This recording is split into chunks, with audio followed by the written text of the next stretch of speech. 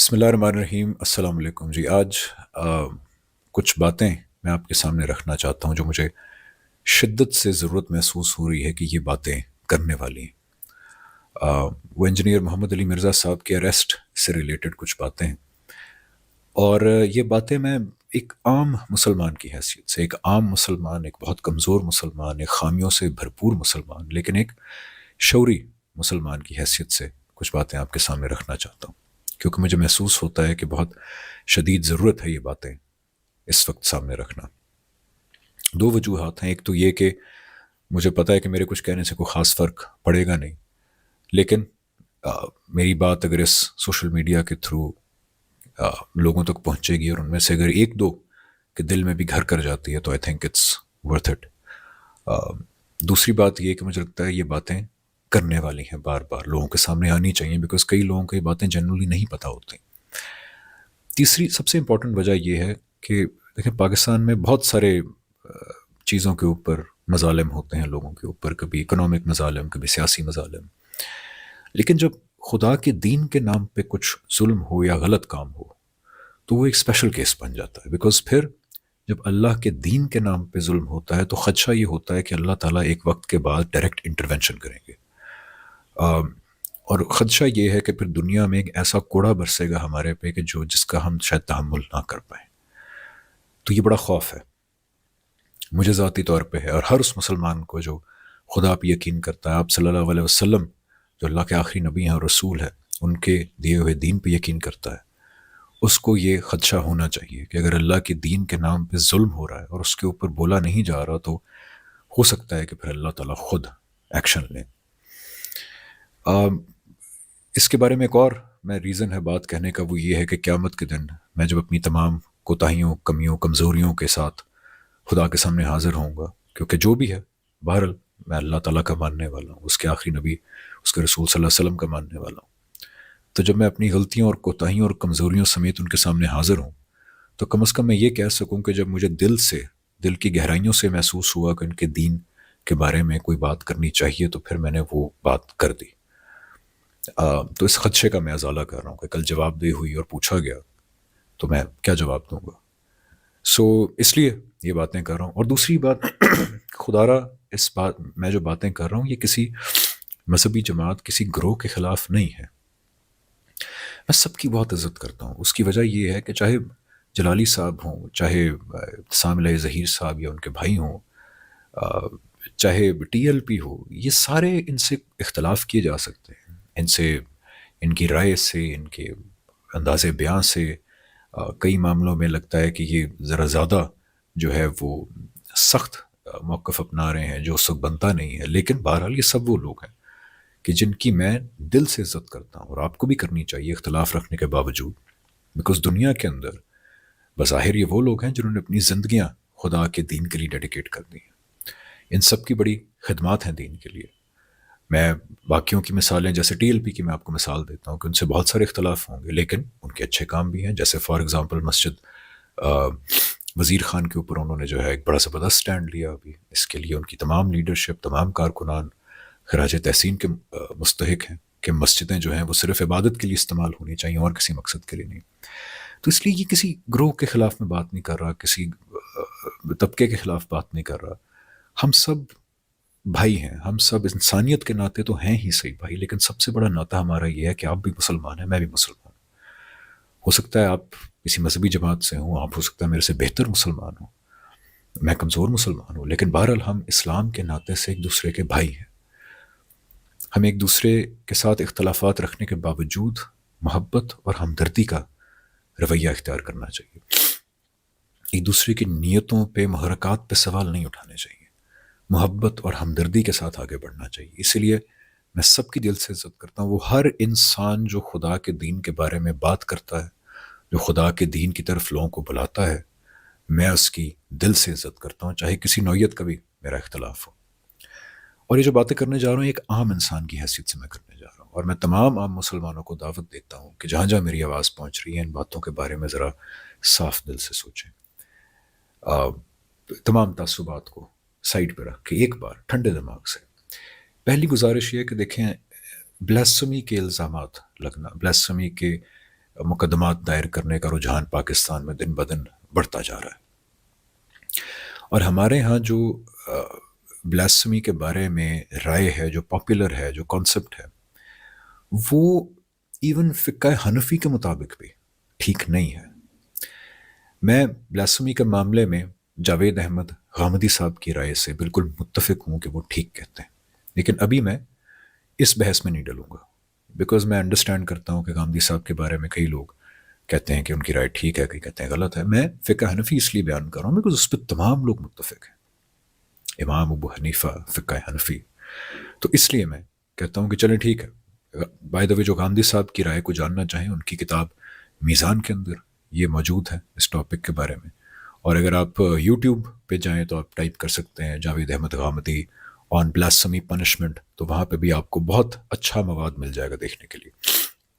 لیکن میں واپس آتا ہوں فقہ حنفی کی طرف. دیکھیں فقہ حنفی میں کئی ایسی چیزیں ہیں جو ہماری پاپولر بلاسفمی کے بارے میں بلیف سے بالکل متضاد ہے. فار ایگزامپل بلاسفمی جو ہے وہ علل اعلان ہونی ضروری ہے، لیکن سب سے امپورٹنٹ یہ کہ جو شخص بلاسفمی کر رہا ہے اگر وہ اپنی بات کی کوئی تعویل پیش کرتا ہے، مثلا ایک طرف تو دیکھیں نا ایسے لوگ ہیں جو کرتے ہیں بلاسفمی، ڈنکے کی چوٹ پہ کرتے ہیں، مانتے ہیں، جیسے معاذ اللہ قرآن جلانے کے واقعات ہوتے ہیں، یا آپ صلی اللہ علیہ وسلم کے بارے میں معاذ اللہ غیر اخلاقی تصویریں بنانے کے واقعات ہوتے ہیں. تو اب دیکھیں وہ ڈنکے کی چوٹ پہ یہ کام کرتے ہیں، لیکن اب کیس آ گیا جس کے اندر ایک انسان کہہ رہا ہے میں نے توہین نہیں کی، میری بات کا مطلب یہ نہیں تھا، میری بات کا مطلب یہ تھا. فقہ حنفی کے اندر اس کی اس تعویل کو قبول کرنا جج پہ لازم ہے کہ وہ اس کی اس تعویل کو قبول کرے، انلیس کوئی ایکسیپشنل کیس ہو جہاں بالکل جھوٹ لگ رہا ہو. تو اس لیے اب یہاں دیکھیں کہ ہمارے ہاں پاپولر بلیف کیا ہے کہ جس کو 295C کے تحت پکڑ لیا، اب وہ کوئی تعویل کرے، وہ کہے میرا یہ مطلب نہیں تھا، وہ مطلب نہیں تھا، اس کی بات کو نہیں مانا جائے گا. اس وجہ سے سینکڑوں لوگ پاکستان میں جیلوں میں 10 سال سے سڑ رہے ہیں، جو یہی بات کہہ رہے ہیں کہ ہماری بات کہنے کا یہ مقصد نہیں تھا، ہم نے توہین نہیں کی. اور ظلم یہ کہ ان کی یہ بات سننے اور قبول کرنا تو دور کی بات ہے، یہ ڈیمانڈ کیا جاتا ہے کہ ان کو جلد از جلد اگر پھانسی پہ نہ لٹکایا گیا تو کمپلین کی جاتی ہے کہ ادارے 295C پہ عمل درآمد نہیں کر رہے. اب دیکھیں کتنا بڑا ظلم ہے، کتنا بڑا ظلم ہے. گزارش یہ ہے کہ یہ رویہ اگر ہم نے نہ بدلا، دین کے نام پہ یہ ظلم ہے، تو اور سب چھوڑ دیں آپ بات، آپ فقہ حنفی کے کانسیپٹ کو ہی ذرا پڑھ لیں اور دیکھیں کہ کیا یہ صحیح رویہ ہے کہ اگر کوئی توہین کرتا ہے لیکن وہ کہتا ہے، اگر تو بظاہر لگتی ہے لیکن وہ کہتا ہے جی میرا یہ مطلب تھا، تو اس کی بات قبول نہ کرنا کتنا بڑا ظلم ہے. اب آتے ہیں انجینئر محمد علی مرزا پہ. دیکھیں عام لوگ تو پاکستان میں ظلم کا شکار ہیں، جیلوں میں سڑ رہے ہیں، ان کے وکیلوں کو بھی قتل کر دیا جاتا ہے. لیکن اب معاملہ اس سے بھی اوپر چلا گیا کہ عام لوگ نہیں بلکہ وہ لوگ جو دین کو اپنی زندگیاں وقف کر چکے ہیں. آپ صلی اللہ علیہ وسلم جو اللہ کے آخری نبی اور رسول ہیں، ان کے تھرو جو اللہ نے دین دیا، اس کی ترویج، اس کے فروغ کے لیے اپنی زندگیاں ڈیڈیکیٹ کر چکے ہیں. ان لوگوں کے اوپر بھی اب 295C لگانے کی اپیل ہوتی ہے، اور یہ معاملہ بہت عرصے پہلے سے چلتا آ رہا ہے، جیسے جنید جمشید صاحب، طارق مسعود صاحب اور اب انجینئر محمد علی مرزا صاحب. اب اس میں ہوا کیا ہے؟ ہوا یہ ہے کہ ایسا انسان جس نے اپنی زندگی خدا کے دین کو ڈیڈیکیٹ کر دی ہے، اس نے اظہار خیال کے دوران کچھ ایسے الفاظ استعمال کر دیے جو لوگوں کو آبجیکشنیبل لگے. اب کیا رویہ ہونا چاہیے؟ آپ خود دیانتداری سے سوچیں. کیا رویہ یہ ہونا چاہیے کہ اس کو کہیں کہ پھانسی پہ لٹکا دو 295C کے تحت؟ یا رویہ یہ ہونا چاہیے کہ آپ سے تمام اختلافات ہیں، جیسے مجھے بھی محمد علی مرزا صاحب سے بہت سارے اختلافات ہیں، علمی اختلافات بھی ہیں، ان کے لہجے سے اختلافات ہیں، انداز بیان سے اختلافات ہیں، لیکن ایسا انسان بہرحال جس نے اللہ کے دین کے نام پہ اپنی زندگی وقف کی ہے، اگر وہ اپنے اظہار خیال کے درمیان کچھ ایسے الفاظ استعمال کرتا ہے جو مناسب نہیں لگتے کئی لوگوں کو، تو کیا یہ رویہ ہونا چاہیے؟ کیا یہ دین کی ٹھیک انٹرپریٹیشن ہے کہ پھانسی پہ لٹکا دو گستاخی کے جرم میں؟ یا پھر زیادہ یہ کہ انسان ہمدردی سے یا چلیں غصے سے ہی کہہ دے کہ یار یہ آپ نے صحیح الفاظ استعمال نہیں کیا، آئندہ نہیں کرنے، اور بار بار توجہ دلائے. کیونکہ یہ کیسے ممکن ہے کہ ایک انسان جو اپنی زندگی خدا کے دین کو ڈیڈیکیٹ کر چکا ہے، وہ خدا کی، اس کے رسول صلی اللہ علیہ وسلم کی گستاخی کرے؟ How does that make sense? ذرا خود سوچئے. چلیے اسلام کو ذرا ایک سائڈ پہ رکھیں, میں آپ کو کرسچن پادری کی مثال دیتا ہوں.